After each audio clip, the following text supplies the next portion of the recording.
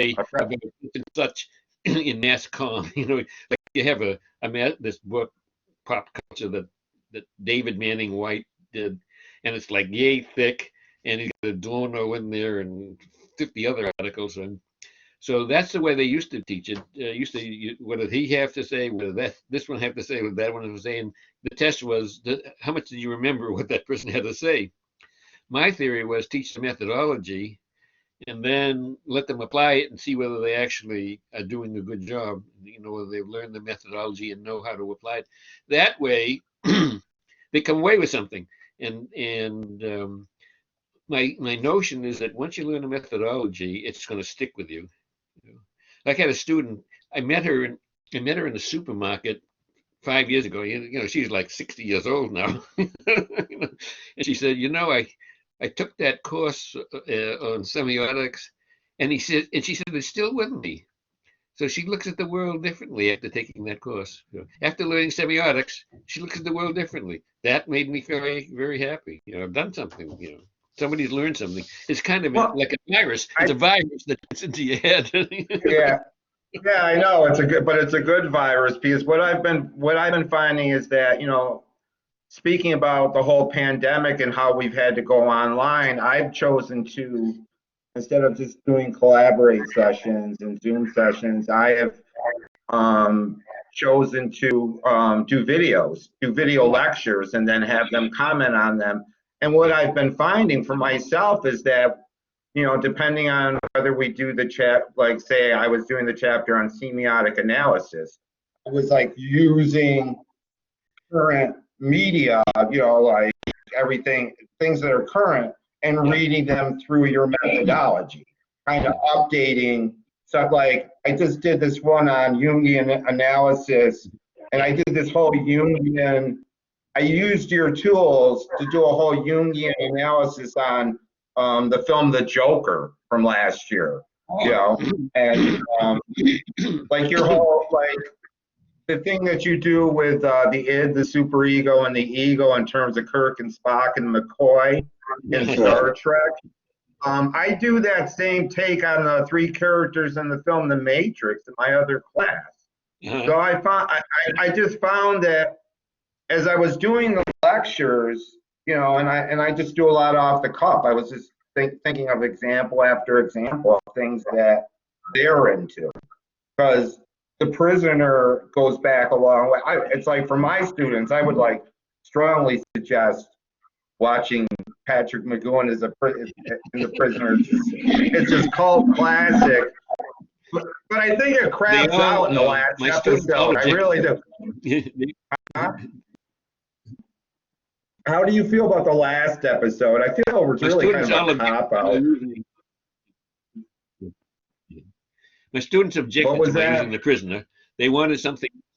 The students objected to my using The Prisoner because they wanted something more. What I discovered was there are certain episodes of The Prisoner that lend themselves so beautifully to like semiotics or the chapter on Marxist analysis that I couldn't resist. And I also didn't want them to have something that they could steal, off the internet reviews and all that kind of stuff.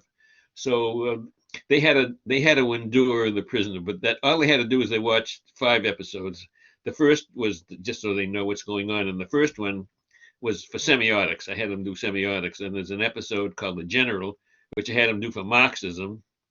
And there are various other ones for psychology. I could use, there was one A, B, and C or something like that, because I haven't seen it for years.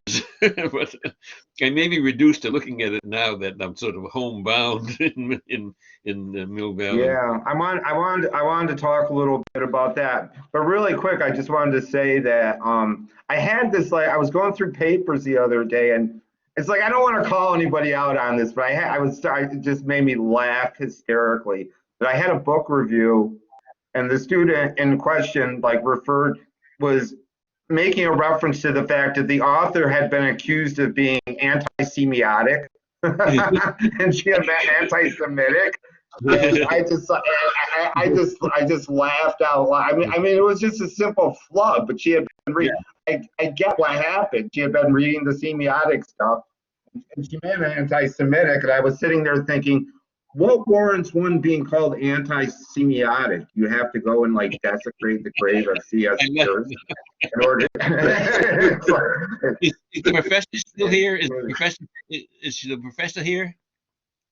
Still here? yes, she is, but she does not have a mic. I see. Oh, she didn't have a mic We either? see Oh, no, because I'm but interested we in see. there.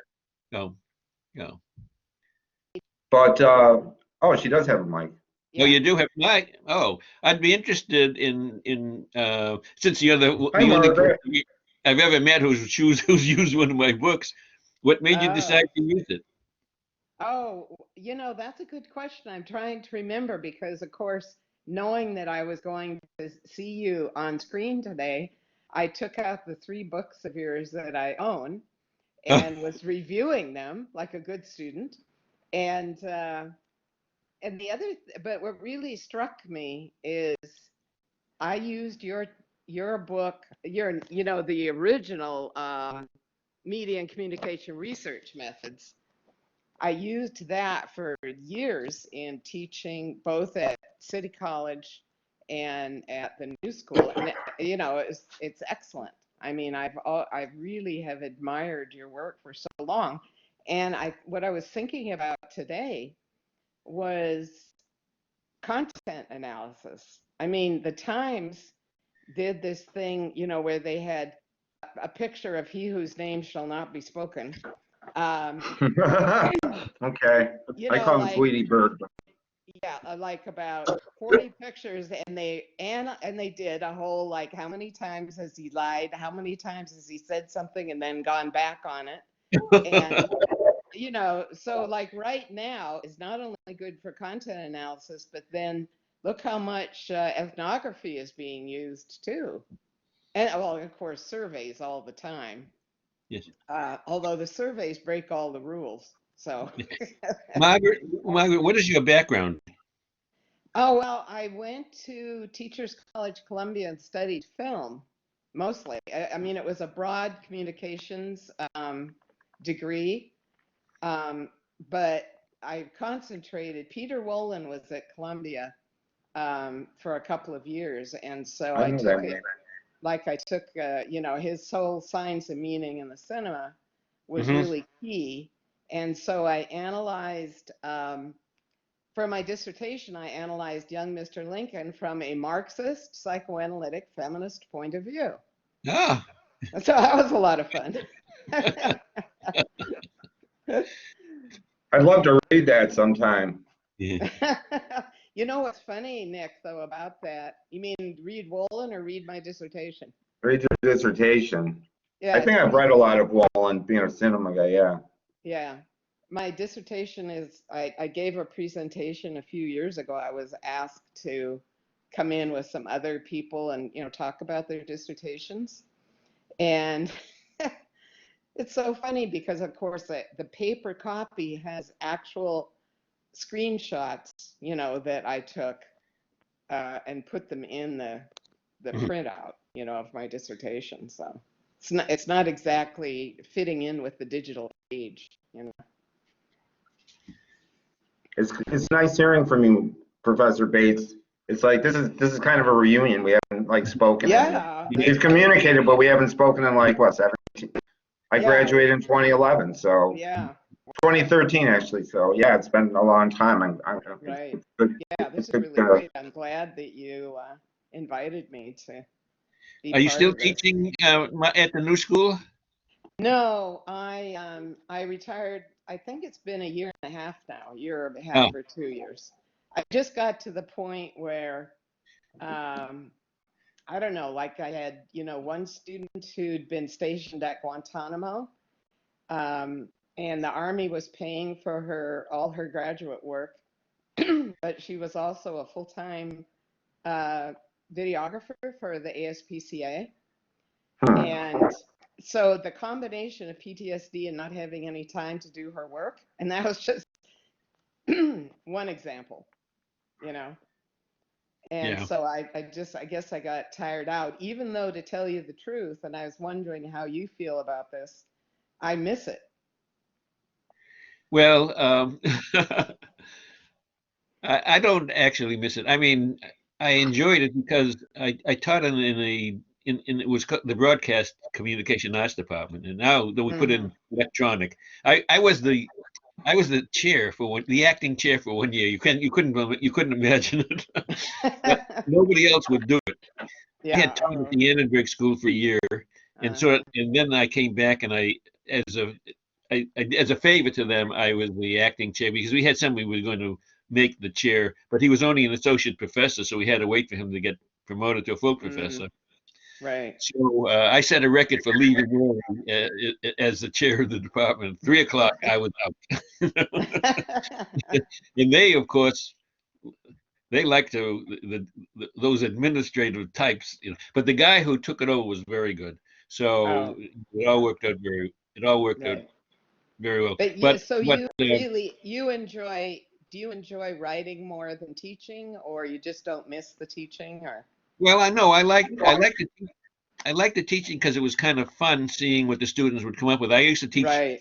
writing and review and analysis, Uh-huh. so that there was sort of a kind of creative aspect to it. But to tell you the truth, commuting, having to park, Uh, and all that kind of stuff, and I got a little tired of it. Then I decided I'm really I would describe myself as a writer who happened to teach. And mm-hmm, basically, uh, I taught, and I always taught courses that were relatively easy for me to teach. mm-hmm, So, and we only gave a master's degree in our system. So mm-hmm. we didn't have too much, hassling with the grad students.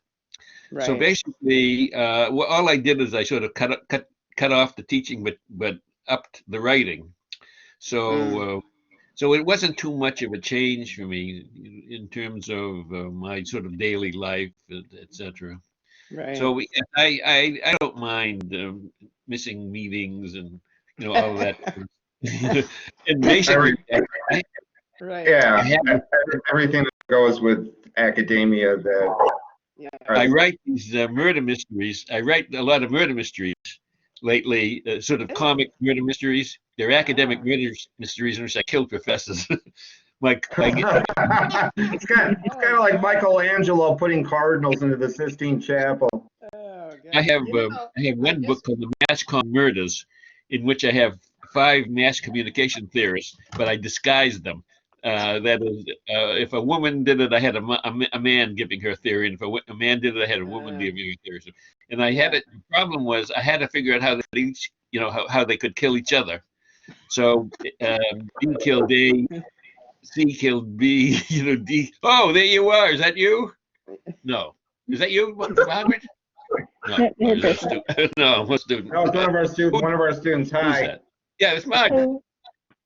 No, that's one of my students. Margaret doesn't have a Oh, okay. In webcam, any but case, no, it was kind of like this yeah. mass com version of. So you were writing these like mass com versions of Agatha Christie novels or Clue. I didn't know that. I didn't know that. Yeah, Yeah, I I didn't know that either. like But I I remember I in wrote one. one called the Hamlet case in which I killed 6 professors. I killed 6 professors, but not until each one of them had given a different interpretation of Hamlet. So now I'm writing now I'm writing a book. One I'll could show. say, if I was going to do a Freudian analysis of that whole thing, I would say it's a reaction formation. Good. Here's my. I don't know if you can see this, but this is my notes. I'm Mm. writing a book on a Sherlock Holmes mystery. Oh, And you have a sketch of Sherlock Holmes in one of your books. yes, yes, Yeah. I've I've taken to writing Sherlock Holmes mysteries for the fun of it. So I'm Wow. reading one. It's sort of like a cultural studies textbook in the form of a Sherlock Holmes analysis Mm. mystery. So he's interviewed Sigmund Freud. He's interviewed Gustave Le Bon. He's interviewing a whole raft of different people. You know, So I'm you having know fun that with it. there, you know that there was a novel by Nicholas Meyer where Freud meets Holmes called the Yes. Seven Ah, Percent ah, Solution. there The you Seven are. Percent Solution. There I am. Yeah, I'm having fun. Anyway, so the moment I'm working on that while other books are in the process of being published. So that's what so I interrupted Berger. that. I had to do an index for my book on humor. So that's sort of out of the way. So now I have a book on tourism that Oh, being published. So I wow. have to redo that. That's the next step. Why did you want to write a book on tourism? Oh, because I like to travel. I like to Oh, travel. It's really kind of a curious situation. I took a cruise with my wife from San Francisco to Alaska a number of uh, years, and I thought the people were so weird on that cruise. on the cruise or in On the Alaska? cruise, the people were so weird. So then I went home and I wrote, just because I wrote like a psychoanalytic interpretation of the people on the cruise, and then Oh, I wrote a semiotic analysis of cruise ships, and I wrote a Marxist analysis of the way the cruise, the people in the work are exploited and so forth. So I had like 4 or 5 of these things. I wow. didn't realize at the time that there's a huge industry of tourism journals, you know. So I Oh, went and I went to and I wrote a bunch of queries to people. One person was, his name is Kate Chan, and he was the director of the School of Tourism at Hong Kong Polytechnic University. So he wrote back and he said, "Do you have a book on the subject?" He said, "Do you have a ah. book on the subject?" I said, "Oh."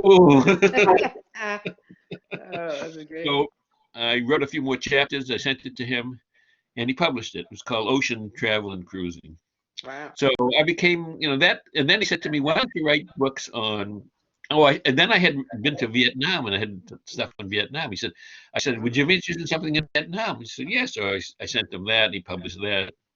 He Wow. didn't publish it. He worked through a company that published these things. I forget the name of it. It's Hmm. all owned now by Routledge. But in any case, so he said, "Why don't you write a bunch of books on Asian Pacific countries?"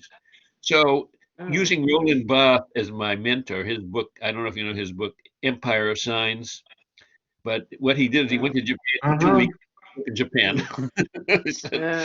I said, Ah. whoa, whoa, this is really something. So I used that.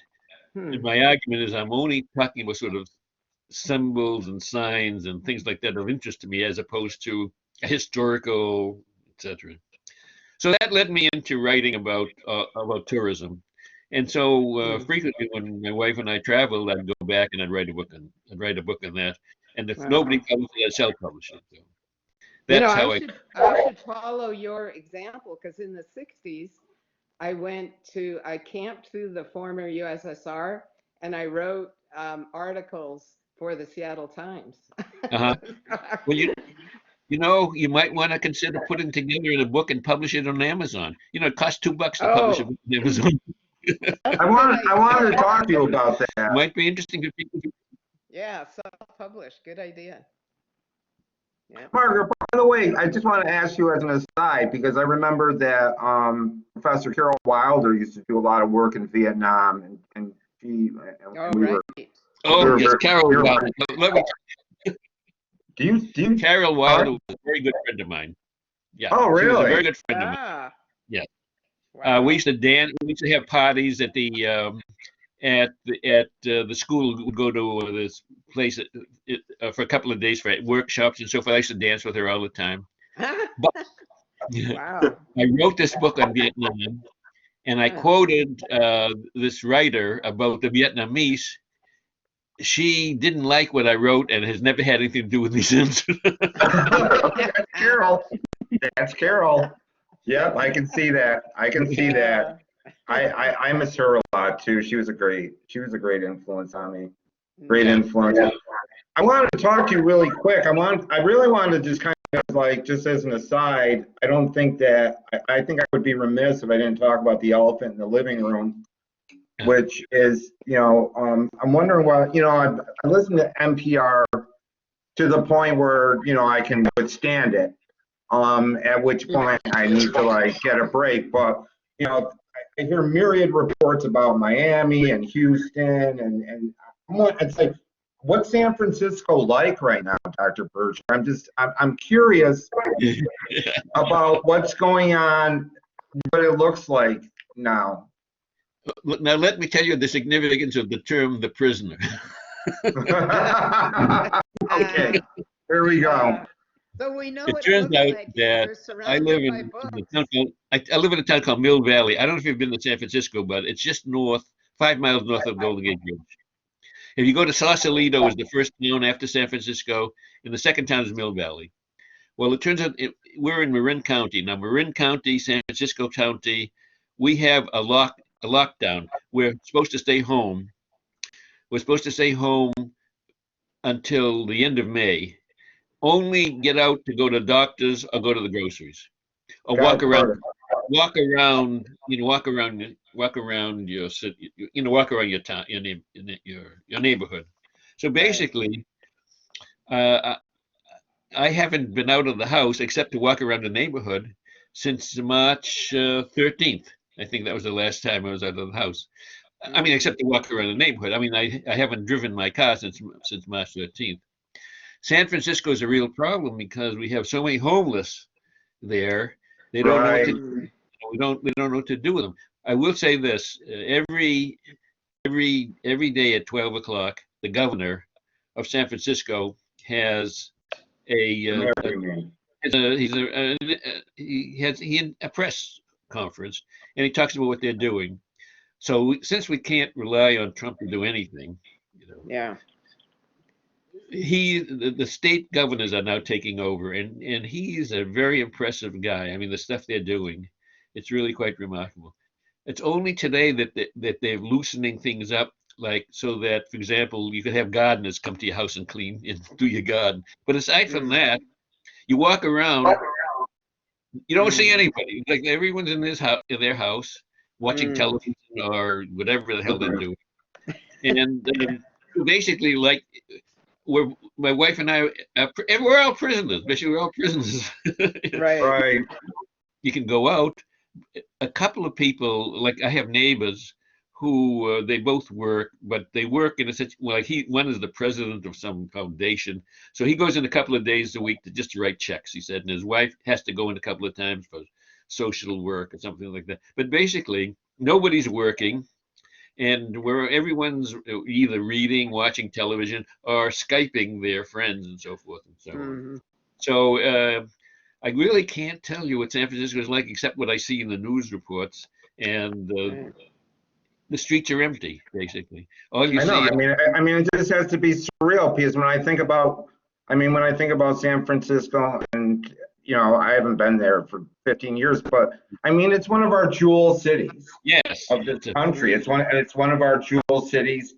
I think there's been more songs written about San Francisco than New York. And I mean, the idea of like Fisherman's Wharf and empty. Ashbury being empty is just, it's surreal. I mean, it's surreal. The stores are all And this closed. The post-apocalyptic, restaurants are all closed.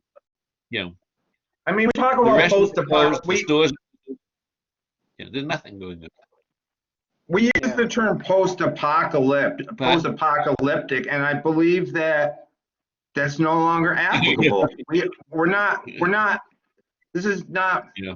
This is not the dust clearing on an apocalypse. We are in the middle of an apocalypse. So it's not a post. It's That's true. Right. Now we have two students here. Do you have any questions? Yeah, we can open up the floor. It's like, if you don't, we'll continue talking. Yeah. I have got 14 participants, so we've got a lot of people in attendance here. Oh, I only 16. see you. I only see 3 people, 4 people. Yeah, we've got a bunch of People are participants. choosing not to bring up their cameras. Yeah, they probably didn't bring up their cameras, but Oh, I see. I wanted to ask you before we open the floor Yeah. up, as I realized that I'm enough of a student of the field now that, and I'm always telling my media kids and my communications kids that I'm always doing like cutting edge stuff. It's like the syllabus is forced in all of my classes, and all my classes are always kind of these thinly veiled critiques about the corporate state, no matter what else I'm doing. But at the same time, it's like I can't. It's like my syllabus is.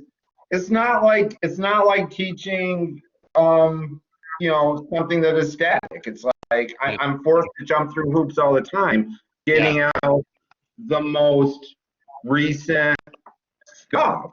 Yeah. that's You know, out there. It's like, it's a lot of work. It's a lot of work. we have to understand, when I told you that I write mysteries, don't think they're just mysteries. They're actually textbooks. So, for example, I have a textbook called Marx et Mort. Marx is dead. And so that's a textbook. I mean, it's a murder mystery, but it's really a textbook. So I Oh. spent a lot of my life trying to figure out how to get students to read. So my theory was you disguise your textbook as a mystery, you see. And so they think they're reading the mystery. Like I have one called So Sure Suspects. That's semiotics. I have Right. Marx and More, which is on Marxism. I have this one on Sherlock Holmes, which is really a cultural studies book. So they're all basically Wow. mysteries. And you know, when I taught, I played a lot of games because we had at state we had, I don't know, we had 3-hour sessions, and that was because in the if you want to show something on television or a film or something like that, you couldn't do it in 50 minutes or even sometimes an hour and a quarter. So am I going to lecture for 3 hours to people? I mean, 10 minutes, 15 minutes. Right. Take attendance very slowly.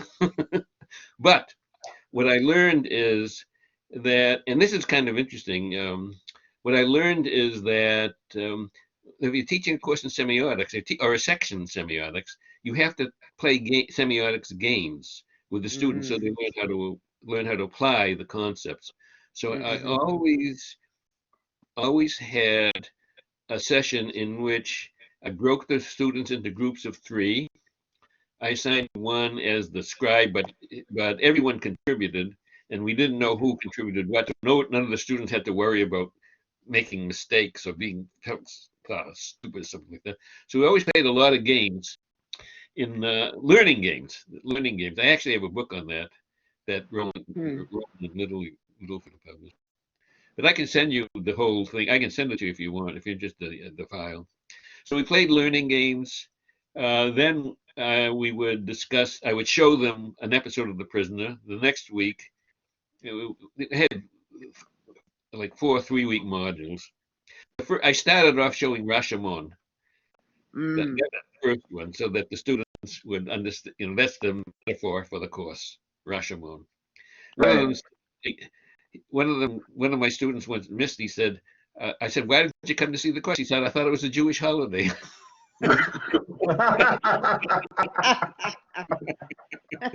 That's right. That's That's funny. really funny. Then I had these 3-week series in which I'd lecture, would play games.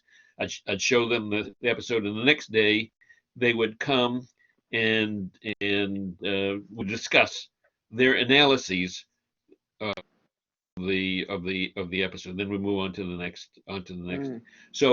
So I developed a lot of game playing. Well, this is kind of interesting because a number of years ago I went to a conference in Argentina on visual semiotics, and then I went around talking to semiotics professors, and they all said the very same thing to me.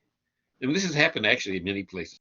They said, I teach them for a year on semiotics, and they come at the end, they say, I don't know what to do with it. Why don't they know what to do with it? Because all they've done is spent a year learning theory, and they've never had the opportunity to see how you could use it. I said, did you ever think? You're saying Did you that ever they think of have in having the them games, do the they're exercises applying. in which they try to do semiotics, learn to do things like that? So that was a problem I've had, because I think what it is that professors love theory so much that they could just spend their life talking about theory. You could talk about Peirce for 10 years and never stop. Yeah. Yeah, it reminds me of Margaret. Remember Paul Ryan from our department at NS and how he did that? He was a big Peirce guy. He's now passed, which is very, very sad. Yeah. But he was a big Deleuze and Peirce guy, and he did a course in semiotics where students had to make films illustrating some of like Deleuze and Peirce's concepts, like the action image, the movement image, and I hear it was a really popular class. You Yeah. know, Yeah. like taking Well, these taking church Argentinian professors, and I've had the same thing elsewhere. They love to talk about theory. So they spent a year talking about theory, and the student didn't have the slightest idea, Yeah. what to do with all this Well, stuff. that's like even when I was doing research for media studies, Yeah.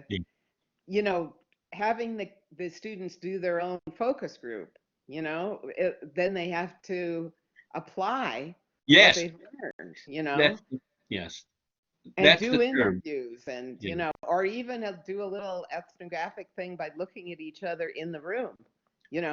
What is somebody's hair like? What are they wearing? right. Do they have pierced tongues or whatever? That's exactly the thing. It's the end that is important because you can have all the theory in the world, but if you don't know what to do with it, it's Right. useless. Exactly. So the opposite, I suppose, is I don't give them enough theory, but enough theory so they can actually do stuff and learn how to sort of Yeah. apply it. Right. Yeah. Anyway, so I've written all these books. While I'm waiting for this, I have 3 books now, 4 books now being published. Oh my One, God. the humor book is coming out. I always work in 3 or 4 books. I have the humor book coming out.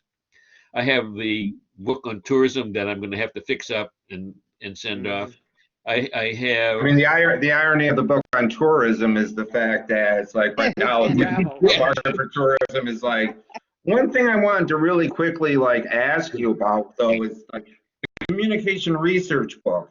It's like you're in the 5th edition, and once again, it's like I bring it back to I can see where I can see the places where you update, like in psychoanalytical criticism, you bring in Erickson and smartphones, and I have a sneaking suspicion that it wasn't in the 1st edition. When do you decide? What's your method for deciding when you need to expand and update and speak to social media? And how do you integrate it in and keep like the whole structural integrity of the book together? I remember that your picture of a cell phone was in your 2nd edition. you know, Right. Right. Yeah. Well, yeah, it was a big book. as you speak to me, I'm thinking, dear God, don't let that editor send me a query and ask for the next edition. Whoa. Don't Yeah. think I could do it. I don't think I could do it. But I've done so many new editions of my books. I did 6 editions of media analysis techniques. I've done 6 editions or 5 editions of my visual communication book. I've done I figured out 25 new editions of books. So in addition to all the books I've Wow. written, I've got 25 new editions of all the different books. In a sense, it's kind of interesting because you look at the book and you think, I mean, well, all I do is they just let me do what I want. So just let me do what I want. So I take the book and I start reading through it and I say, well, can I add something here that would be interesting? Can I add something there that would be interesting? Should I get rid of this? Should I get rid of that? So the book actually started like this, and then it started until you get this monster. Just to me, this is what is it? 460 pages. Oh, Usually for wow. me, like we're talking about 150 pages, 200 pages. This monster, Yeah, I know. because I didn't want to get rid of much that I had, but I kept on adding stuff. So if I were to do another one, it'd be like 600 pages. But I don't think I'm going to do it. I don't think I Yeah. could. I don't think I can do it. I have this book in advertising. I just did the 6th edition of that, and it's so Wow. much damn work. Mm. Dealing with these editors, and I have a lot of images in there. So images are such a pain in the ass that I came to the Right. conclusion. Well, they were supposed to send me the page proofs 3 weeks ago, but Roman and Littlefield is closed down because of the virus. Right. So I don't even know whether you're going to publish the damn book or whether to go out of business or Yeah. what. Wow. Yeah. But in any case, I just look at, and if I see something that I think could be enhanced or developed, or if I've read something that I can inject into it or something like that. But I've reached the sort of point of no return with this book. I don't think they're going to ask me again anyway. Yeah. I'm too old. I'm too old. It's been my life rewriting myself. I'd rather write new books. Yeah, now you start getting into the age of big data and algorithms, and they'll just update it for you. Professor Berger, it's like the algorithms will update it for you and dehumanize it to the point where it's like, I can't tell you the number of people who reviewed my books and said, actually, you need somebody like me to fix it up. but you're a writer's writer in the sense that you put stuff, I mean, you haven't felt, I mean, now you're retired, but you haven't felt this need, this like overarching need to like extend out into the cyberverse and you know, because so many publishers now, especially publishers of mass media text, are, you know, caught in these situations where there needs to be some hypertextual element of it that usually like they pay extra for, and DVD-ROMs and CD-ROMs and links and all this stuff. But I mean, you're still centered in a place where you recognize the linguistic, the power of language to extrapolate upon things that are non-linguistic. You know, whether it be. I like to play with words. But the other thing is that you're not a fan of high theory. What? Yeah, you're not a fan of high theory. You're not a fan of post-structuralists, and yet, you know, no one would accuse you. Like, the books are, your niche is like, they're really accessible, but you don't skimp either. You don't, you know, you don't gloss things over. You know, you just like you get to it in an accessible way. In plain speak, you know, and you go into semiotics in a way that, you know, most people wouldn't be able to do. You make it accessible. Yes, you know, I would like to think that I play that role too, of like taking your book and making it accessible to this like, you know, Parks and Rec generation. You know? That's the key word, accessible. When I try to write an accessible style, and I run into problems with professors who don't like an accessible style. They like high seriousness and sensitivity and all that kind of stuff. Whereas I am basically frivolous and like to play around with ideas and so forth and so on. So, for example, I just got 2 reviews of this book on cruising that I told you on tourism and cruising. Both of them said the book shouldn't be published. Not unusual for me, but my publisher is going to do it anyway.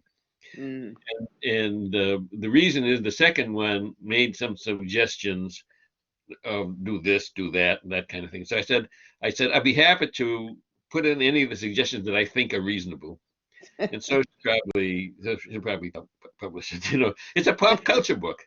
It's a pop culture book, but the reviewers were chastising me for not being serious and not having enough quotes and all that kind of stuff.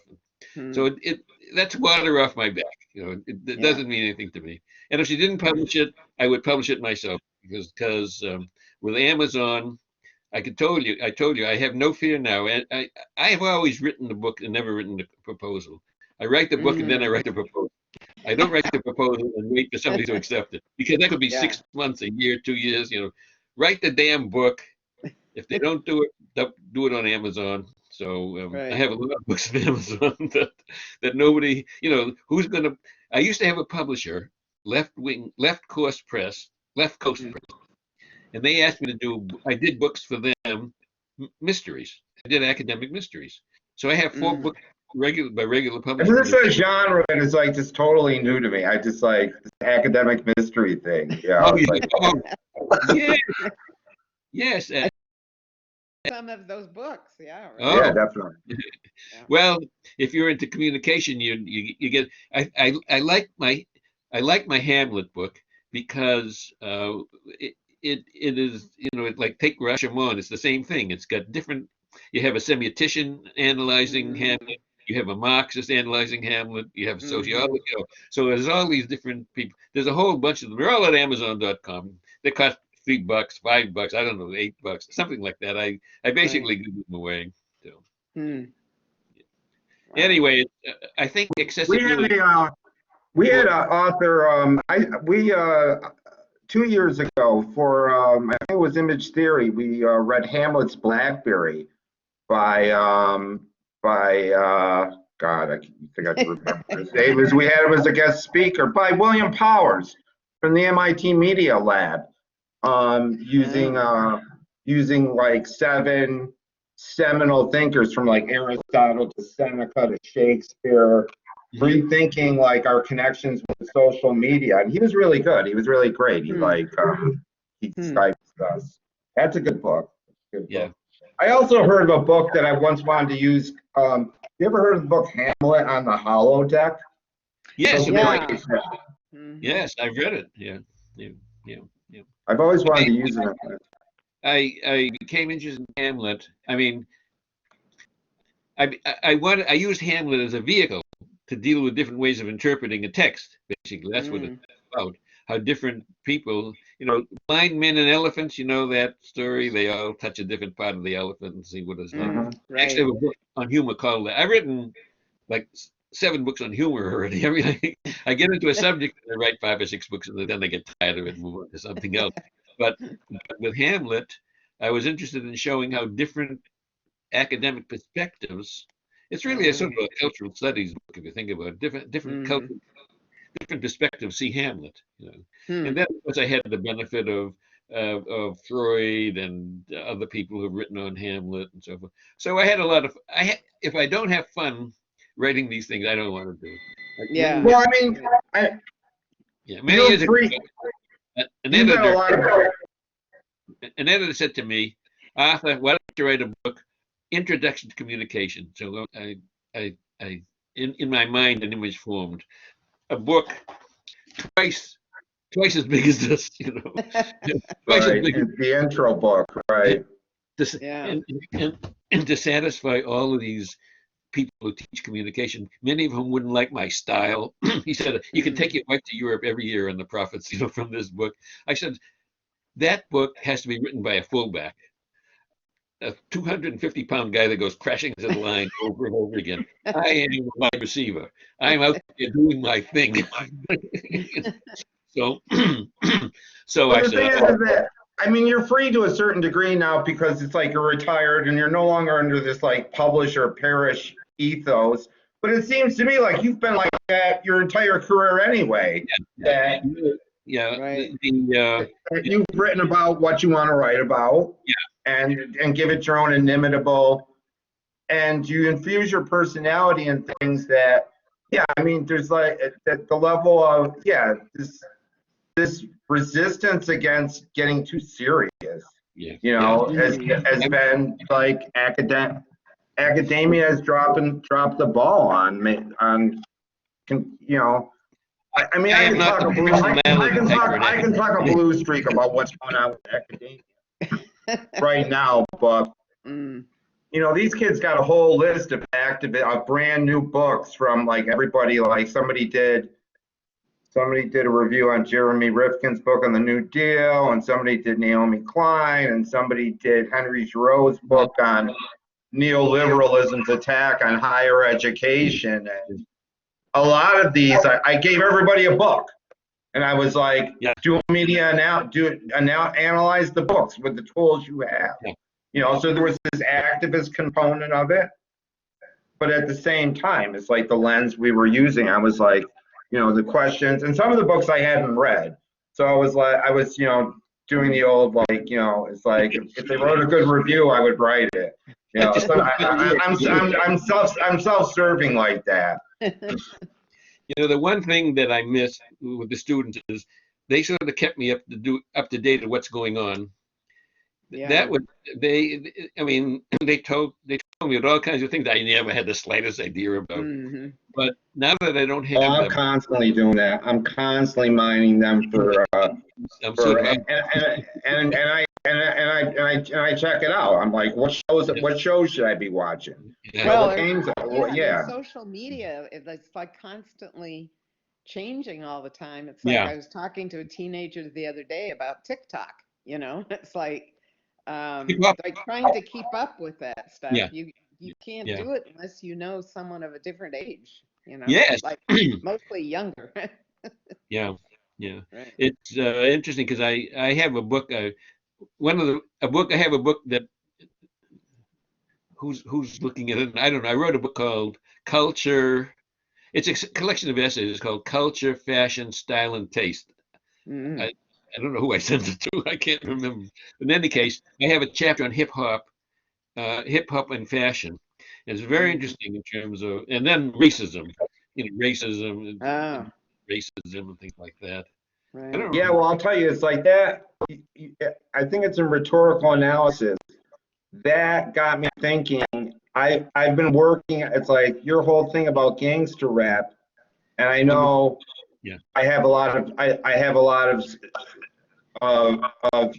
of students that are into gangster rap and stuff like Uh, that, and it's got me back into like writing my own blog essay on what I feel the sociological import is of gangster rap and what its downside is too. The Yeah. ways in which the mainstream media used it as a way of really creating a genocide among like a couple generations of black youth. That Mm. and I've been doing this research and watching all these documentaries and putting it. It's like hopefully it will happen by the end of the semester, but it keeps on getting like more complex. The issues are very Mm. complex. yeah. But yeah. So The do we nice, have any? Do yeah, we have questions? I'd like question, to hear from. question. Hi, my name is Amanda Berger. I actually have a question. How do you think the photography industry has changed over like the past 20 years? The photography industry? How Yeah. is the I don't, I just off the top of my head, I really don't know. Because I'm not really, I'm not really up on how photography has evolved. But for example, I am interested in, for example, the way fashion photography is developing, and that I noticed, for example, in one of my books, I have a new ad, and the woman has her breasts are showing. So I'm thinking, this is kind of interesting. It's by a French company or something like that. So obviously, the woman's body is represented. There's these fantastic advertisements by a Brazilian liquor company. The photography is absolutely brilliant. It's in one of my books. I don't know which one it is, but it shows like there's one obviously your elbows and knees, but it's so erotic. I mean, it's absolutely Mm. incredible. So I think Well, that you use a lot of stuff in the you use a lot of fashion photography in the text and in this text, especially when it comes to ideological criticism and feminism and yeah, there's a lot there. yeah, I can see where your preoccupations lie, and I think they're good preoccupations. I think you know where the rubber hits the road in terms of these like pockets of like what is like fertile ground to like yeah. look Well, at the whole culture and well, fashion advertising. You could it's like I could do a Well, whole course on it. does the student who asked that question though, are you talking about the fact that everybody takes, photographs with their cell phones, or oh, how the topics have yeah. changed, as Arthur was Well, pointing out? that's a good point because with cell phones now everyone's a photojournalist. So Right. that has really changed things. Whereas photography used to be the realm of just professional photographers. Now, if you have a cell phone, you're a video maker. You're on the spot video maker Right. and a Hmm. photographer. So in that sense, it's been democratized. I would say there's no question. But Yeah. as far as women's body is concerned, it's always been sexploitation, what I call sexploitation. But it's some of these ads are so erotic. They're almost over the top. There's Mm. Mm. nothing explicit showing, but they're just I mean, and beautiful photography. I mean, Hmm. really Right. unbelievably good. I think the source of that question was due to the fact that that student Amanda also takes my image theory class. And in image theory, these classes I've been finding more and more like complement. And the people that are taking both classes, I call them double dippers. You know, they're kind of seeing this from the perspective of, you know, in that class we read John Berger and Ways of Seeing. Yeah. And then and when I do the PowerPoints for chapter 2, Yeah. you know, I've had complaints filed in the past about updating and showing nudity and having to defend all of it. But you know, it's like and we read Sontag in there, and we read Andre Bazin, you know. So the classes kind of complement each other. Yeah. Yes, and the nudity. I mean, actually, I was looking at the Bible the other day because I have this book on fashion. I think I sent it to that guy that you mentioned, that publisher that I never even heard of. In any case, I was looking at the Bible, and turns out that the first couturier was God, because Adam and Eve were naked and didn't know it. And as soon as they discovered it, God made them some clothes. So fashion dates back a long time. Right.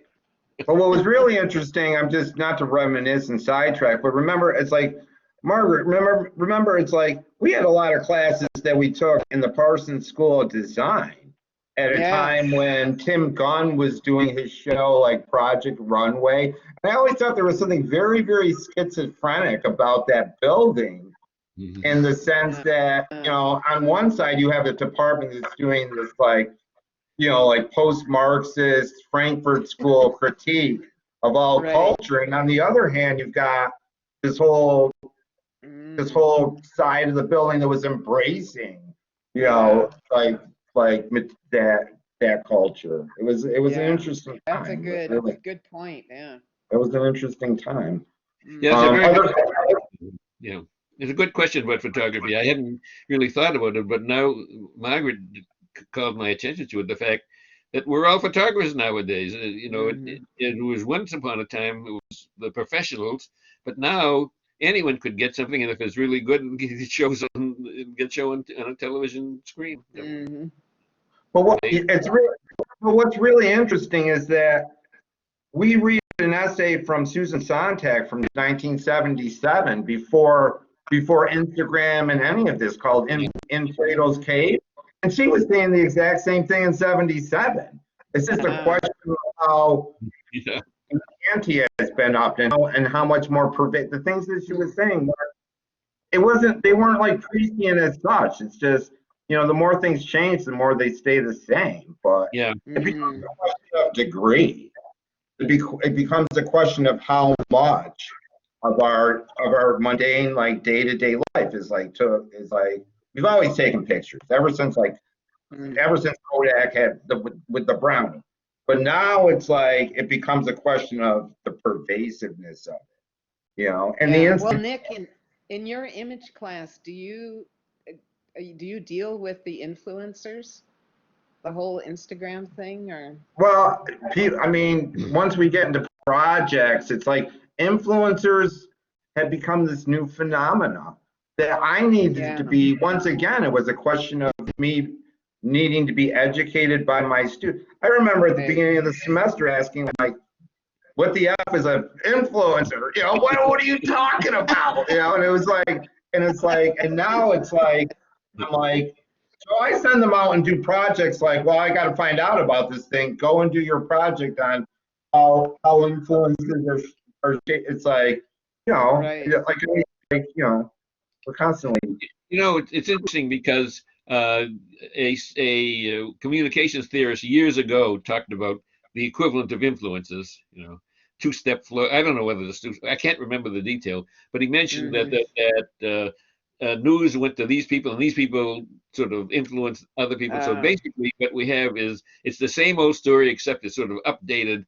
And now you have 18-year-old kids and 13-year-old kids of the influences, not important people in the community who tell people. Well, also, have you guys seen that it's a somewhat new documentary called After Truth? I don't know about that. No. because it's really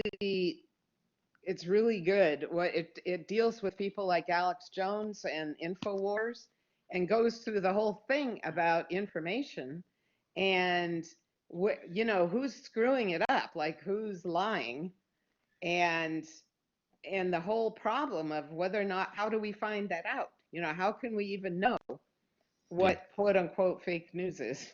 You know. Yeah, I mean, it's become a big problem, but I mean, it's become like the main course, and I mean, there's so many like arcs in the course that I need to like for instance, last semester, it's like I did my intro to mass media, and Jeff Cohen from the Park Center for Indie Media, he just retired, and we were talking. He had just done a new documentary too called Corporate Coup d'Etat.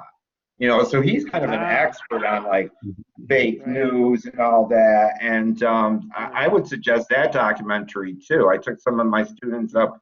He did a Q&A up in Ithaca with it. He's retired from Park now, but you know, just trying to just always kind of stay abreast of what's going on. You know, but the whole idea of, you know, I think what goes on with influencers is it kind of play the role. They're in this like Instagram virtual modality that used to be reserved for like celebrity culture, but they're not. But there's an emptiness to it in the way in which they're not really. It's like, for instance, like take a show like Carson or take a show like Dick Cavett or whatever. He would have these people on that were promoting content, media content, whether it be an actor or a journalist or a public intellectual, and they were influencers that had something to say. It seems as if the job description of the current influencer is to be the man without qualities. Like the more vapid you are, the more that you are essentially empty of any like, you know, true like humanist substance. The better you are qualified to do this thing. You know, like the shallower you are, the better. I mean, not to get too like polemical about it, but that's what I'm saying. Yeah. You know, that's the qualitative change. You know, and influencing usually, I mean, in modernity, influence always had to do with, for instance, I talk about this like in the psychoanalytical criticism. It's like I was doing this reading using your book of on Notorious, the biopic about Notorious B.I.G. Biggie Smalls, and doing this kind of humanist reading on it. And it's like, you know, we're at a state now where that's all kind of being emptied out. You know, it's kind of being emptied out, you know, and that's the crisis. Therein lies the crisis, you know. Yeah.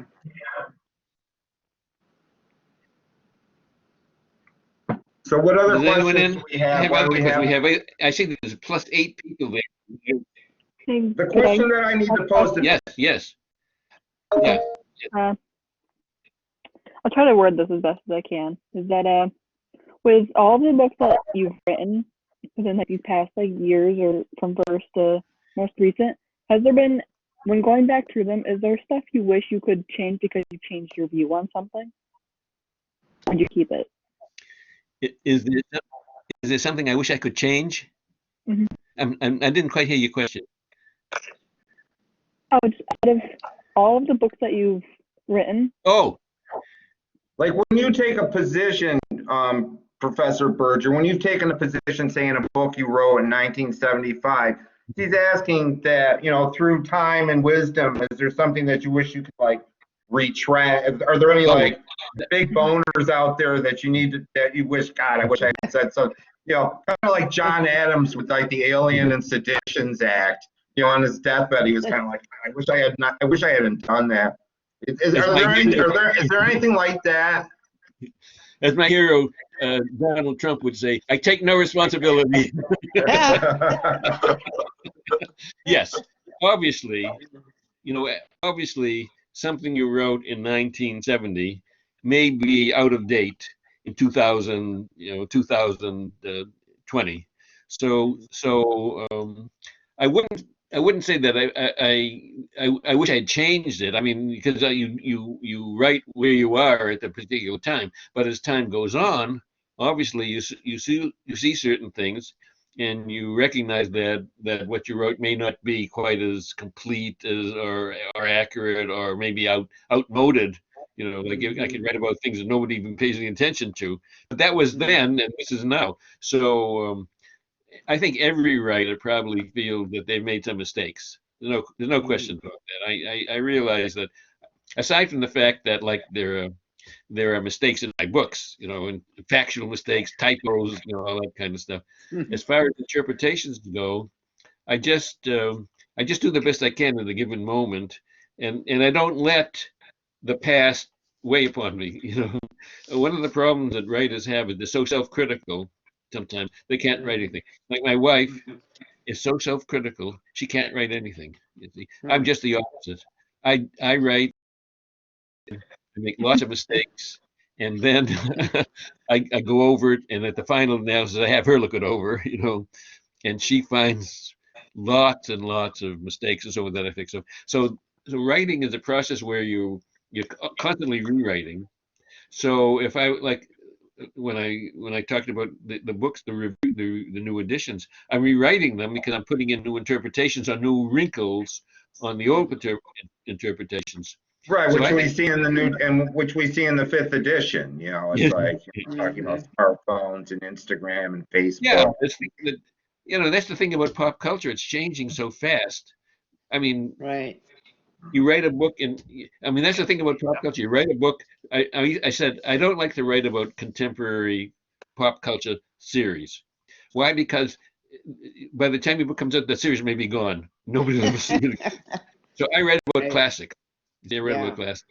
So uh, I write about. I mean, people have criticized me also for using quotes from people that are 25, 30 years old. That doesn't bother me at all. I mean, what does it matter? What's 25? I mean, we talk about Aristotle, Plato, and Kant and so Right. forth. Yeah. So, but as far as mistakes, sometimes I think in some of my books I say something that maybe is a little uh, too broad, or you might say superficial or something like that. In those cases, I think I wish I had developed the ideas better. So we're always making mistakes, but the main thing is don't let it get you down. Just keep going, because if you're worried about your mistakes, you'd never get beyond the second Won't do word. anything, right? Yeah, I mean, it seems to me like certain types of writers have certain character, like there seems to be a collection of character traits that constitute somebody as prolific as you. And this idea of just kind of not caring, it's like care, but just kind of moving on. It's like it's that whole idea of being like certain people, maybe put out a book a year or a book every 10 years, and that involves a certain type, a certain character type. And but for you, I mean, you're just a writer. You just write, and it takes a certain amount of like stamina and just not giving a shit for that kind of output. Yeah, yes, right.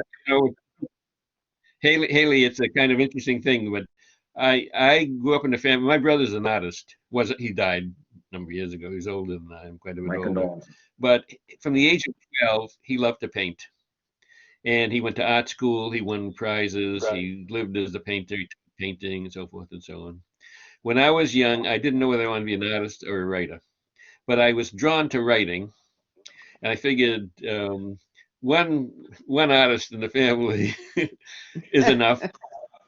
So I graduated a degree in English, and I realized that with that degree I was basically useless as far as corporations are concerned. I interviewed one company, and the guy said to me at the end, he said, "Did you ever think of going on the stage?" So I said, I better learn a craft.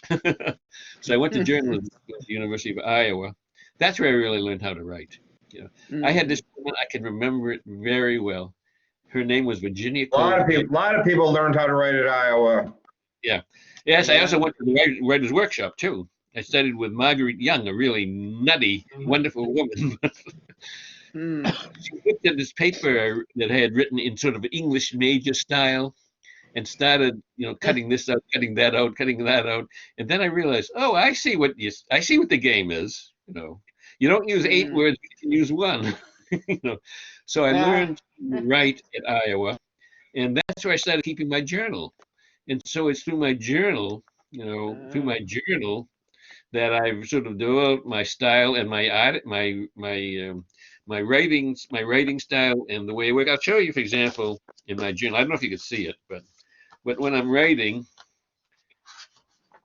I use some pages for let's see, for brainstorming. Like I don't know if you can see this, but yeah, maybe you can see it. You Oh, see that? yeah. You see that? So I use it for Right. Yeah, brainstorming. right, The rest is just this is writing. So I'm writing and I'm brainstorming, and then like this is on the Sherlock Holmes mystery that I'm writing. Then a few pages Mm. later, I'm thinking, yeah, here's the Sherlock Holmes. I got to put the people around the table, but these are the characters that are involved, and they each Uh, have a different sort of approach toward toward the subject. So hmm. I'm writing regular, but then I use certain pages for notes and so forth, and I come back to them. And then at right. the end I have an index. I don't know if you can see that, but I have an index, and what I've done, I don't know what I've done, and so I can always look up what I've been writing about and get back to it Uh, and find out continue on with that. So it's my hmm. journals. It sort of help me with my writing. You know. Yeah. Carter, you're wearing a Writing. yellow vest. What are you doing? Are you on a job site right now? Yeah, I'm actually at work right now. What are you Oh, doing? What do you do? I'm maintenance at a grocery store. oh. Oh, okay. Oh. That's Yeah, great. Yeah, Where's your he's like, mask? right it's here. like, Mhm. I've we got it had, on. Good. Doug, we interviewed Doug Lane last week from Zero Books, and he had just interviewed, the day before, he had interviewed Chris Small, the Amazon worker that had protested due to the whole situation Right. with Amazon not having enough PPE. But I don't want to keep on going on tangents. I want to make sure that you guys realize that you're in like the catbird seat of like having the author of the book that you're reading. I want to make sure that Oh, it's um supposed to be reading. It's supposed to be reading. yeah, right. Yeah, emphasis on that for real, for sure. Well, I don't want any questions left unasked, and we're running out of time here. So, if anybody has a burning desire to ask a question, let's go through these questions, please. My question answered. I'm good. Anybody else? Who else has questions for Professor Berger? There, you can text him if you need to. Yeah, take And I, advantage. Take advantage while you can. I know that I know that I forwarded some to you. Out of those, there was One question. You forwarded one question. It was what books would I recommend? Is that right? yeah, well, I have one here from is Lauren Siebold here?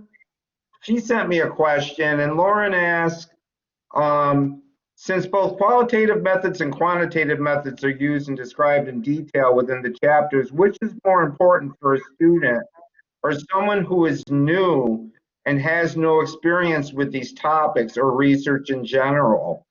It's like, would you stress?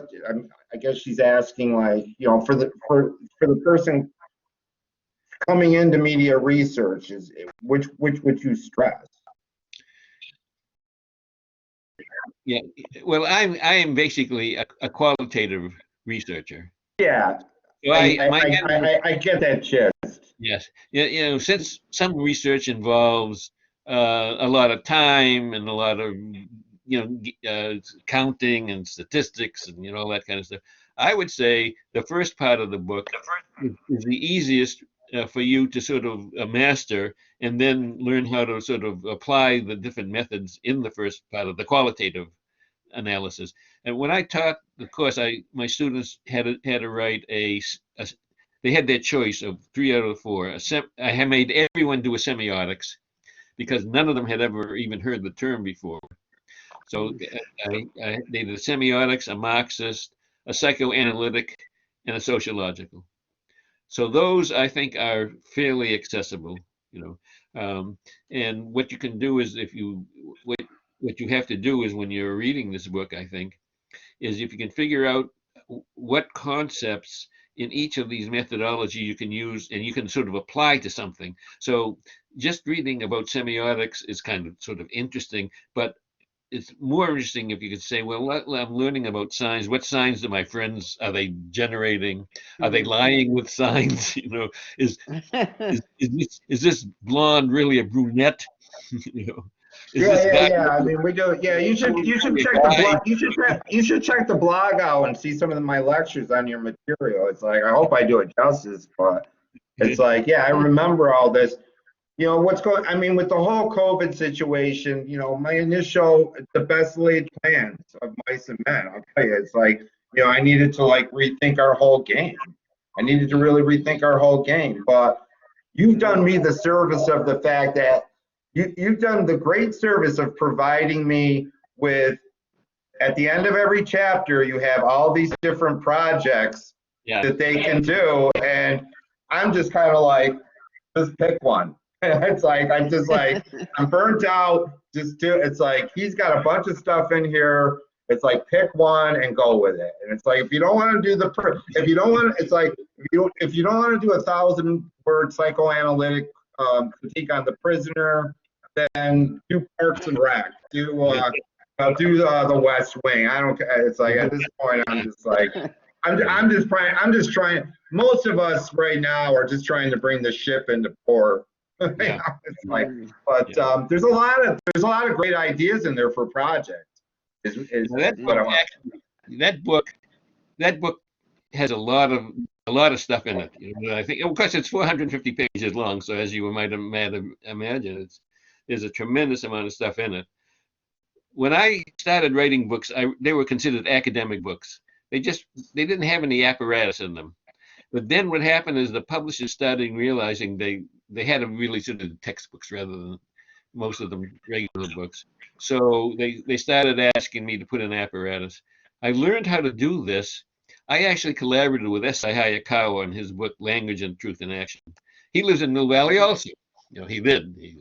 Yeah, the famous, he was famous. So I remember I was having lunch with him and he said, you know, Arthur, I'm going to run for senator. I said, you're going to run for senator? I said, listen, if you get the nomination, I'll vote for you. Never dreaming. It was kind of like Joe Biafra, the lead singer of the Dead Kennedys, running for the mayor of San Francisco. Remember that? In the course of my life, I voted for one Republican, and that was S.I. Hayakawa, also known as Sleepy Sam when he was in the Senate, because he always fell asleep. But what I learned, I worked and another colleague on the applications, things to do. And so I learned that is an important aspect of things. It's one thing to learn the methodology, but it's another thing to learn how to apply it. So that has sort of been a very important focus in writing in my books, things to do. But of course, a lot of the books I do are not textbooks. They're just sort of crazy little books. And I wrote a book on Trump. I've written a book on his followers. I wanted to call it Trump's, what is it? Not despicable, not what's the term? Deplorables. But they made me change it to Trump's followers. In any case.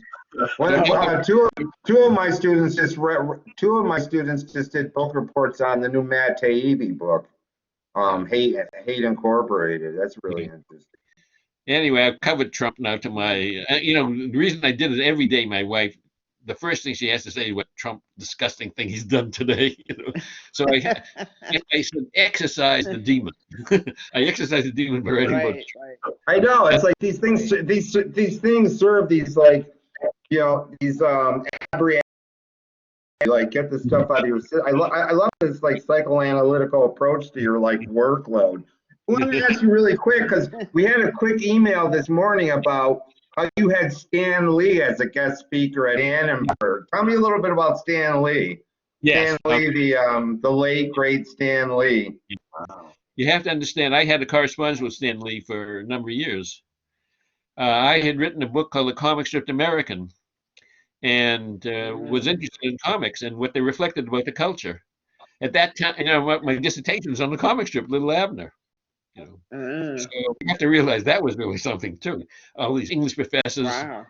all these English professors looking, Little Abner, a comic strip, a PhD dissertation on a comic strip, But my advisor was a very distinguished political scientist named Mulford Q. Sibley. And if Mulford Q. Sibley said that I can write on the comic strip, they said it's okay. And the sociologists in the American Studies program, they liked the idea also. So I wrote this book on Little Abner, and then I wrote a book on the way comic strips reflected American culture, and so then when I started reading, and I have a chapter on one of Marvel Comics characters, I forget, the Silver Surfer, I don't know which one it is. So I started writing to Stan Lee. He actually wrote an introduction for one of my books, and my publisher wouldn't do it. What? Oh no. Oh my God! Oh geez! You talk about like a missed opportunity. Comic strip writing, Jesus Christ!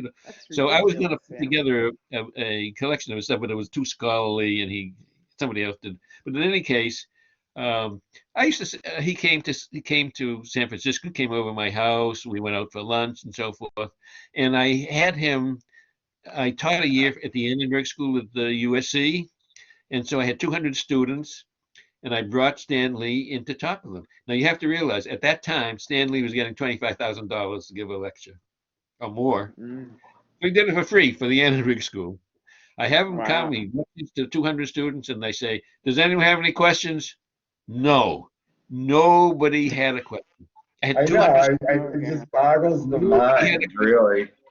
Really quick, it's like I've had a lot of good guest speakers over the last few years, but one thing that I see, I kind of, it's like I became good friends with Marshall McLuhan's grandson. I'm sitting here like Andrew McLuhan, and we had his father.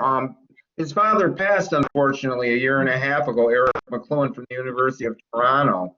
But talked a lot about Marshall's work. And Andrew's like in his mid 40s, he became the curator of all of his grandfather's notebooks, all that stuff. But you don't write a lot about McLuhan, and I find that interesting that you don't. It would seem to me that, No, McLuhan wrote the introduction to my book, The Comic Stripped American. Oh, really? Wow. Yes, and he used to use. I think he told me he used one of my books. I don't know. Wow. I found his book. I mean, that's the highest form of flattery. Like McLuhan's using your book. That's like amazing. I don't know. I don't know this. In any case, no, McLuhan. I write about McLuhan in a lot of my books, and I was attacked. Right. I was attacked for writing about McLuhan because they said he's passé and so forth. But I think his book, The Mechanical Bride, is one of the most important sort of documents for pop culture. I think what communication theory is finding, I think that it's a done deal that McLuhan has been reinvigorated and being rethought now. It's like, yeah, I know he was passé for a while, but I think he's like, now everybody's rushing back to him. Like, what did he say? It's like, so, yeah, it's funny how people do that. Just two more questions I think we have time for, and then we're going to have to round this out. I'd love to keep it going forever. But I know people have things to do. Questions? Yeah, I got a question. Any other books besides our textbook that you would recommend for an up-and-coming communications major? Yes. I would recommend Roland Barthes Mythologies. Roland You'd Barthes. recommend what? Mythologies. Yeah. Roland Barthes. Roland Barthes. Yeah. Yeah, Roland Barthes. Yeah, which is one of the Barthes I've never read, and I was like commenting on that in the lecture. It's like I've read a lot. I've read a lot. It's like yeah, yeah, Roland. Yeah, Of course, you could read if you wanted to. You could read Saussure, because Saussure is the classic course in general linguistics. You don't have to read all of it. You can just read some of it, and you get a basic idea of what he's talking about. But I explain, I think, most of that stuff in my book, in the book you're reading. yeah. I mean, you make Saussure. It's like for people at the community college level to be doing like Saussure and Pierce is like unheard of. But the way that you do it is like I'm like, well, why not? We can like talk about this. It's like yeah, I think, but I do what I gotta do. I love Barth. His book Mythology is one of the central texts for people in cultural studies. And of course, he writes in a very sort of esoteric style. You have to understand that. But Right. it's very interesting, the way he's a And Marxist. we've read Baudrillard too, so. Yeah, Baudrillard is one of my favorites too. Yeah, Yeah. they're all Right. French. Actually, it's kind of interesting. My career has been spent using very elite scholars to analyze pop culture. Baudrillard, You bring them to Earth. many others, Russian, the Bakhtin, all these very sort of sophisticated speakers to deal with sort of a topic that comic strips, television sitcoms, stuff like that. So that's basically, and that's what McLuhan did. McLuhan, as I understand it, And maybe one of the first. He was like, he's in like elite literary criticism, and he realized the student didn't give a damn about any of this stuff. So he switched to popular culture. He used the same methodology. He used the same methodology. Instead of analyzing Dante or something like that, you analyze the Little Abner or Mr. Natural, whatever. Right. There was this whole there was this whole like modernist turn that McLuhan, guys like McLuhan kind of started it. But do we have one more question? Who still has questions? Questions, anyone? We need to round this out with one more question. Okay. Somebody, anybody? Bueller. Let me just bring one up real quick, Dr. Berger, that I can see here. All right, that one's kind of general.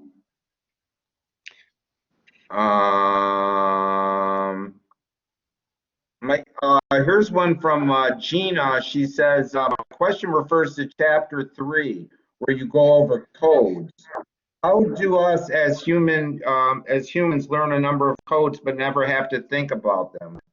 Why did the codes become invisible to us? She writes. She asks. Yeah, that's a good question. My theory is that what we call it's invisible because you learn it as you go up. As from the age of 1 to 7, you're being basically enculturated. You're learning that you have your salads if you're in France, after the meal, and you learn your salad if you're in America before the meal. So all of these things are invisible to you because they're natural. It isn't as if nobody has to sort of teach you these things. The codes are sort of part of the culture. What I could describe culture as a collection of codes. We actually have a little book called Culture Codes or something like that I published on culture and stuff like that. So it's a good question. The reason you don't know about it is because it's all around you. It's Gramsci has this theory. Gramsci has this theory about everything. You don't see it because it's all pervasive, and you don't understand. Or McLuhan's fish and water, right? What? Right. Or McLuhan's like fish and water, right?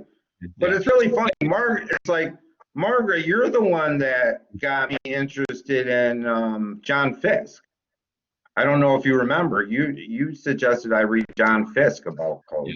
Yeah, reading. Reading. Do you remember that? No.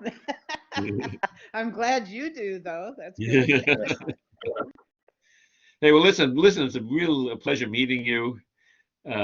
You know, I've never had a chance to talk to anyone who ever used my book, and here are two people who use my book. I'm making out like a bandit. Well, I'll tell you, it's much This was really appreciated, great. and if anything, it's like I feel that you know it's more people should be using them, but you know, time will tell. You know, time Yeah. will tell. Yeah. But it was such a pleasure. I mean, it's a double. I mean, I'm kind of tearing up here. It's a pleasure, like, to see Margaret and to talk Yeah. to you. Yeah, Nice great meeting you, to see Margaret. Nick, and thank you. It was great to see some of your Oh, students. you're welcome. I'm And- glad I did.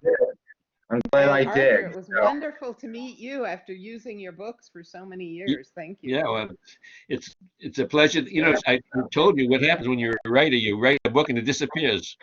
And you don't know the reason. It's like a message in a bottle. You don't know how it's going to come back to you, and here we are, like, you know, kind of coming back to you, saying, kind of knocking on your door, saying, "Hey, it's like we're reading you. It's like we get it. You know, it's like so." Anyway, it was a lot of fun. It was a lot of fun.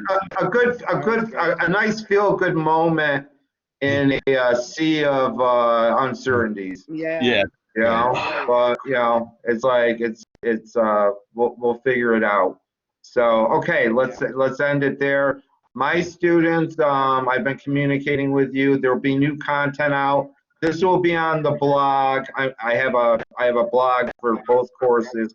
This is going to be posted on the blog for whoever didn't show up. But even if you want to even if you did show up, if you want to comment on it and watch it again. I watched the Douglas Lane one again, and I thought it was like, a lot of times it's like it's hard to like do interviews, and then you got to like, it's like you said, it's like I hate transcribing interviews, and Margaret probably remembers that from me, but to go back and look at them. So, but thank you so much. Thank you so much for taking time out from your schedule. It's like great. I got to go back to reading my book. You know? Yeah.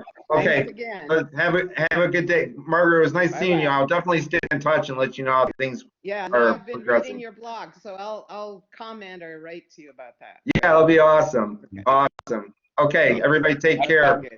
My students, just like you got stuff coming back. Okay, take care. Okay. Have a Bye-bye. good afternoon. Bye-bye. Bye.